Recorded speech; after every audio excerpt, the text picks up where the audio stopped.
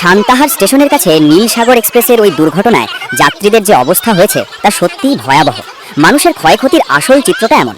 আহত হওয়ার ধরন, ট্রেনটির 9টি বগি লাইন থেকে ছিটকে দুমড়ে মুচড়ে গেছে।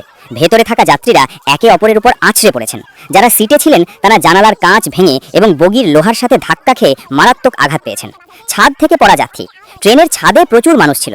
বগিগুলো যখন লাইনচ্যুত হয়ে কাত হয়ে যায় তখন ছাদ থেকে যাত্রীরা সরাসরি নিচে বা পাশের গর্তে ছিটকে পড়েন। এতে অনেকের হাড় ভেঙে গেছে এবং মাথায় গুরুতর চোট পেয়েছেন। আহতের সংখ্যা, এখনো পর্যন্ত পাওয়া খবরে 50 থেকে 60 জন আহতের কথা জানা গেছে। এদের মধ্যে বেশ কয়েকজনের অবস্থা বেশ আশঙ্কাজনক। মালামালের ক্ষতি, দুর্ঘটনার আকস্মিকতায় যাত্রীদের ব্যাগ, মোবাইল ও নিত্য প্রয়োজনীয় জিনিসপত্র ট্রেনের নিচে চাপা পড়েছে বা হারিয়ে গেছে। অনেকের সারা জীবনের উপার্জনের মালামাল নষ্ট হয়ে গেছে। আতঙ্ক ও মানসিক ধাক্কা, দুর্ঘটনা কবলিত বগির যাত্রীরা প্রচণ্ড আতঙ্কে আছেন। শিশুদের কান্না আর বড়দের ছোটাছুটিতে ওই এলাকায় এক হৃদয় বিদারক পরিস্থিতি সৃষ্টি হয়েছে। বর্তমানে আহতদের নওগাঁ সদর হাসপাতাল ও আদমদিঘি স্বাস্থ্য কমপ্লেক্সে চিকিৎসা দেওয়া হচ্ছে। উদ্ধার কাজ এখনও চলছে।